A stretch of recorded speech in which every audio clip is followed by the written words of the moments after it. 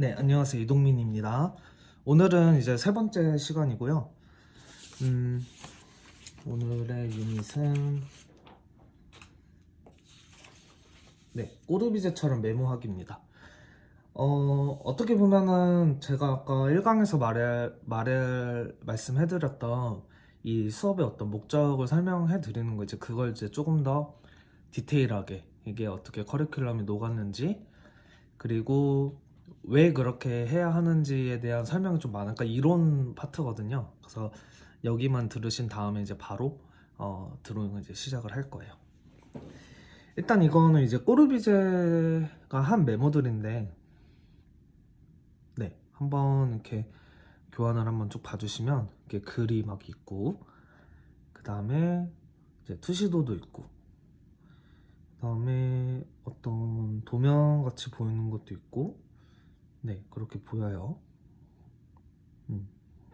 그래서 이제 이게 되게 이 장면이 꼬르비제가 쓰는 여러 개의 메모 방법이 제일 많은 거라서 이제 제가 이 장면을 가져왔고, 이걸 좀 디테일하게 보자면 총 3개 정도로 구별을 할 수가 있어요. 첫 번째는 투시도예요. 1.2시도 퍼스펙티브고, 그 다음에 두 번째는 콜라지예요. 그러니까 단면 위에다가 투시도를 엎어서 그린 거예요. 그래서 이건 단면 투시도거든요. 투시도랑은 좀 다르죠. 더 왜곡된, 어떻게 보면 이제 2차원과 3차원은 같이 공존할 수 없는 건데, 이제 조금 건축적인 공간을 좀 잘 드러내기 위해서 이런 표현 기법을 쓴 거고, 세 번째는 이제 오빌리큐라는 사투형도예요. 흔히 뭐 엑소노메트릭 이렇게 생각할 수 있을 것 같은데, 일단 사투형도, 저는 이제 사투형도 혹은 오빌리큐라고 명칭을 할게요. 그 구분에 대한 거는 오빌리큐를 배울 때 제가 말씀을 해드릴게요.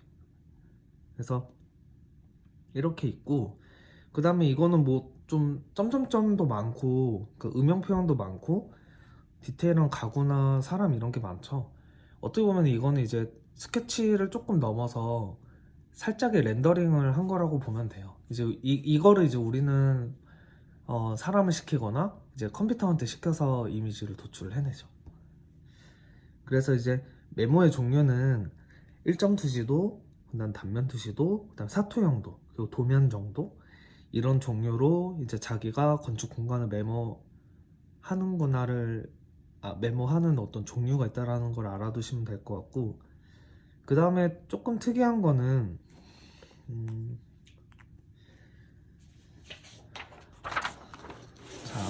제가 이건 여기다 설명을 해드릴게요.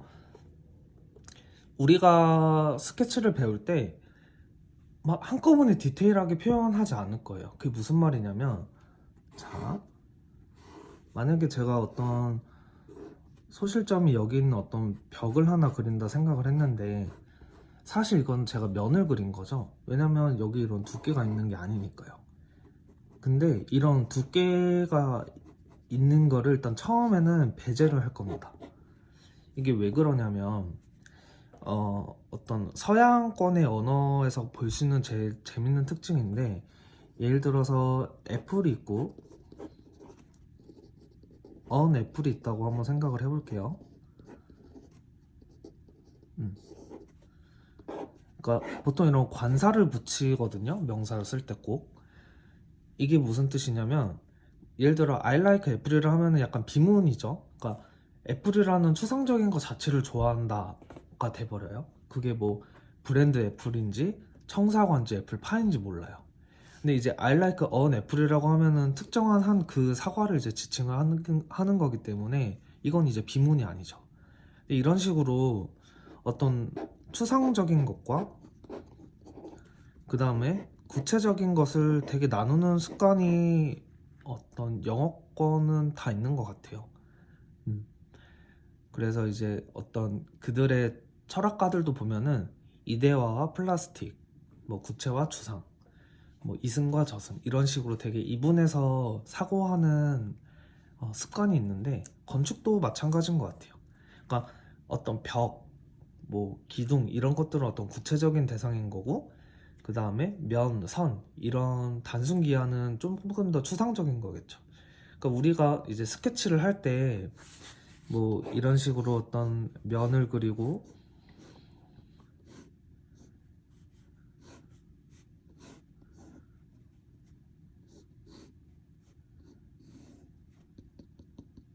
이제 두께나 디테일이나 가구나 이런 거를 생각을 하는 거는 어떻게 보면 렌더링, 그러니까 좀 구체적인 거, 그러니까 플라스틱한 걸 하는 거기 때문에 이건 나중에 이제 시간만 있으면 되는 거잖아요.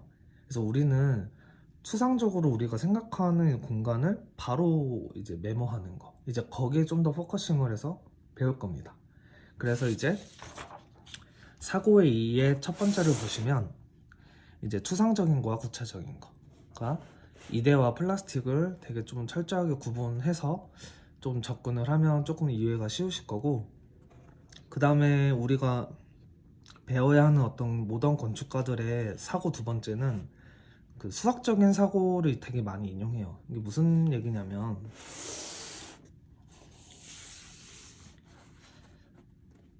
자, 만약에 내가 여기 어떤 점망 같은 거를 이렇게 찍었어요. 근데 사실 이제 가까이서 보면 면이고, 더 가까이서 봐서 입자 단위로 본다면 얘는 어떤 높이를 가진 볼륨이 될 수도 있겠죠. 근데 이제 우리는 얘를 점이라 한단 말이에요. 이건 되게 어떤 수학적인 약속이 우리가 이제 하게 되는 건데, 모던 건축가들은 수학적인 내용을 많이 인용할 수밖에 없었어요. 왜 그러냐면 이제 모던은 우리가 정의를 할 때 물론 뭐 시대마다 정의를 할 수도 있고 인물마다 정의를 할 수 있고 어떤 사건을 가지고도 정의를 할 수 있지만 제일 큰 부분은 이제 주술에서 탈피거든요. 어떤 주술이라는 거는 이제 종교적인 것들, 뭐 여기서 이제 종교적인 거라는 거는 부정적인 걸 얘기하는 게 아니라 조금 더 명쾌한 근거들이 필요하다는 거죠. 그러니까 예를 들어 뭐 성당 건축을 할 때 저거는 왜 저렇게 했어라고 했을 때는 이제 어떤 성경이나 성서나 아니면 그 성직자들의 어떤 논리대로 간다면 이해를 할 수 있겠지만 보통의 일반 시민들은 이해하기 어렵거든요. 그래서 이제 근대 건축가들은 조금 더 효율적이고 조금 더 보편적이고 조금 더 구체적이고 이제 그런 건축을 하게 되다 보니까 아무래도 조금 더 명확한, 그러니까 간단한 인간들의 약속으로 정의할 수 있는 수학을 많이 인용을 하게 됐어요. 그래서 어떻게 보면은 건축 드로잉은 객관성을 많이 담보를 하거든요.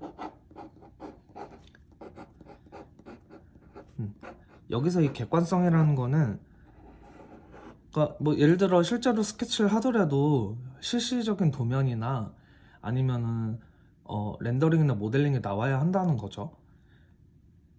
그 얘기를 조금 더 다시 말하자면 객관성이라는 거는 결국은 누구나 알아봐야 한다는 거고, 알아봐야 한다라는 거는 어떤 명확한 기준이 있다는 얘기예요. 그렇기 때문에 건축 드로잉은 이런 어떤 소묘 같은 어떤 스킬이나 아니면은 되게 많은 어떤 노력, 그리고 되게 많은 양의 연습이 필요한 게 아니에요.